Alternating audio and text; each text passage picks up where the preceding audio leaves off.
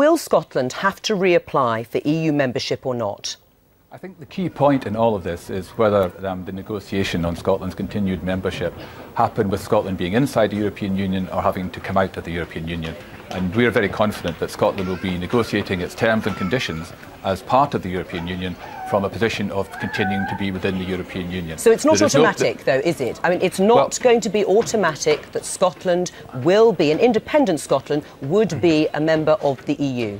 It's a political rather than a legal issue. There is no provision in any of the European treaties for the citizens in the territory of Scotland to just stop being part of the European Union. So this will be a political issue, and I think it's inconceivable that those negotiations will take place against any other framework than Scotland being part of the EU, continuing to be part of the European Union.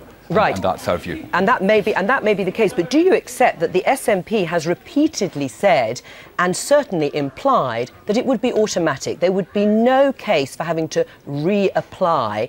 And now we discover that, in fact, José Manuel Barroso has said that a new independent country would have to apply, and it isn't guaranteed. And the SNP have given the impression that it would be guaranteed. Well, Mr Barroso has offered his opinion, and as has been made clear, it won't be his decision, it won't be the European Commission's decision. He's pretty important, though, isn't he? Indeed, and I wouldn't disagree with that. But it has always been said that there would have to be negotiations, and I think the Scottish Government, although I don't speak for the Scottish Government, have always been clear that there would have to be negotiations, and that is the case. Right. Alistair Darling, it seems that Blair Jenkins has admitted there would have to be negotiations. There wouldn't be an automatic entry to the EU. But to take Nicola Sturgeon's point, she's right too. No one's going to block it, are they? Well, look, we've always said that Scotland would have to negotiate its membership on critical issues like the currency, on border controls, passports, or on our rebate.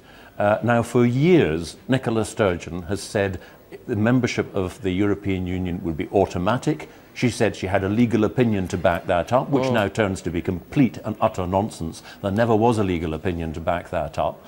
And what we're going to get as a result of this is the uncertainty that comes, firstly, in trying to negotiate a breakup of the UK with the rest of the UK, and secondly, the uncertainty that would come through negotiations with the rest of the European Union. As you've just said, Finland, which was a pretty straightforward, uncontroversial application, that took 3 years. We know there are some member states who, for their own reasons, will want to make life difficult because of their own internal difficulties. What you've got here is years of uncertainty, which is extremely damaging to businesses and therefore to employment and to jobs in Scotland, and all this because the nationalists sought to mislead people in Scotland into believing that nothing would change. It would all be automatic. There was no risk to anything they were proposing. We now see the truth of it. They deceived us as to the legal opinion. We're now in a position where we're throwing ourselves at the mercy of 27 other countries, and nobody actually knows the outcome of that. Right, Blair Jenkins, well, the campaign in the SNP has deceived the electorate and been misleading. I don't think that's the case at all, but I think the question Alistair Darling has to answer as leader of the No campaign... Well, first of all, can we just answer Alistair? Let's just answer Alistair's accusations, because he's been pretty strong there, and he has said to you that the whole campaign is based on deception. Well, as I said, I don't speak for the Scottish Government, but, yes, but I've been very clear. I've been very clear as what I've been saying all along and what they've been saying all along. But I think the question Alistair has to answer is, from the No campaign perspective, is he saying that Scotland would have to leave the EU and then reapply for membership?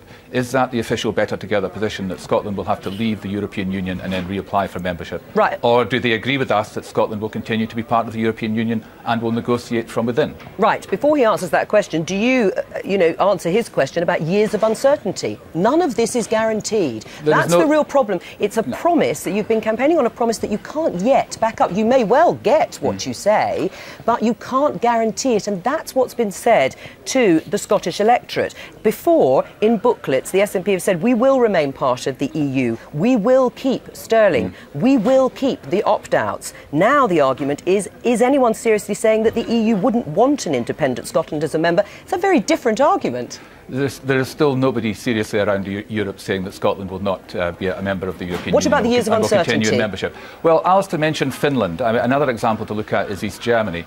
East Germany, when it reunited with West Germany, joined the European Union overnight.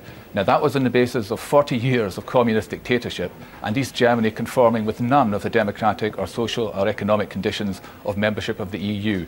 I think if a territory of the size of East Germany can overnight become part of the European Union, then the notion that Scotland, with 40 years of participation and membership of the European Union and in accord with all the requirements of the European Union, would find itself in a more difficult position than that is absurd. And I think before people in Scotland come to vote in 2 years' time, I don't think anyone credibly in Scotland will be saying that Scotland will not continue in membership of the European Union. Alistair Darling, you're scaremongering. Look, the difference between me and Blair's campaign is that I've never argued something that that is contestable. I've never argued that Scotland couldn't get into the European Union. What I've always said is there would have to be negotiations on key issues like currency, like border control, like our rebate. And if you take just one example, the rebate, it is no secret that the rest of the European Union does not like the fact that the UK has a rebate. They've always been trying to get rid of it.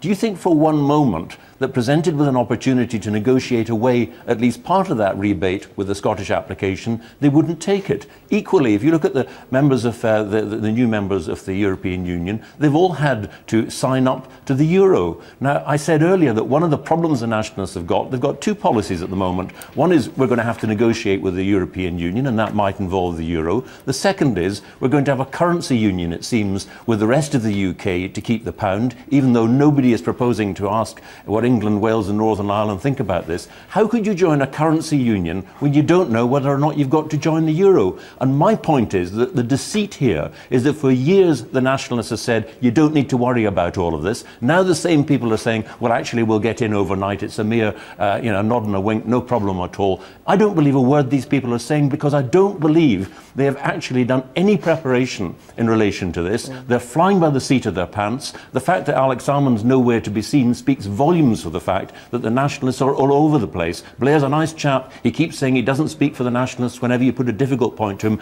The problem is that Scotland in less than 2 years' time is going to have to make the biggest decision that it's ever made. And it looks more and more that we're being sold a one-way ticket to a very deeply uncertain destination. They don't know where they're going, and people will be likely to be very wary of them. Right. I mean, Blair Jenkins, you can understand why Alistair Darling is saying it looks as if the campaign is flying by the seat of its pants. Why wasn't this preparation done before? Why is Nicola Sturgeon only now writing to Jose Manuel Barroso? Why was legal advice only taken in October?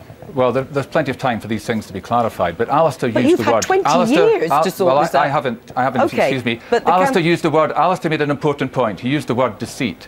I think one of the things that the No campaign, and Alistair as leader of it should do this today, one of the suggestions they should withdraw is this false assertion that Scotland will be forced to join the euro. Now, this is completely untrue. Really?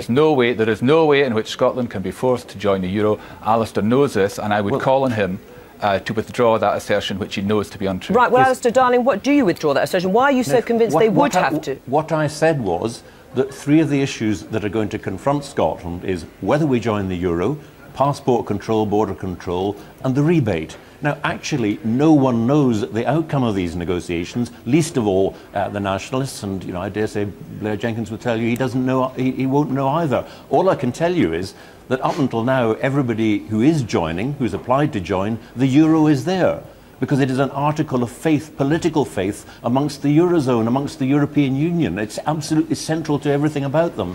What I'm saying is the uncertainty here, because we won't know, and the idea this is going to be sorted overnight, nothing in Europe gets sorted overnight. You can see that now with the euro crisis. The idea is completely fanciful. And the reason I use the word deceit, just so you understand it, is, remember, Alex Salmond told us there was a legal opinion. Nicola Sturgeon, when she spoke to the Scottish Parliament, said she had a legal opinion. It turns out that's not true. All right, well, so we're bound to take what they say now with a very, very large pinch of salt. Right. I mean, why are you so certain, Blair Jenkins, that you wouldn't have to join the euro, or not at least have very, very difficult and long negotiations over not joining it and keeping with sterling? Well, it's very clear. There's a precondition, which is that you have to be a member of the exchange rate mechanism for at least 2 years. Now, participation in the exchange rate mechanism is voluntary.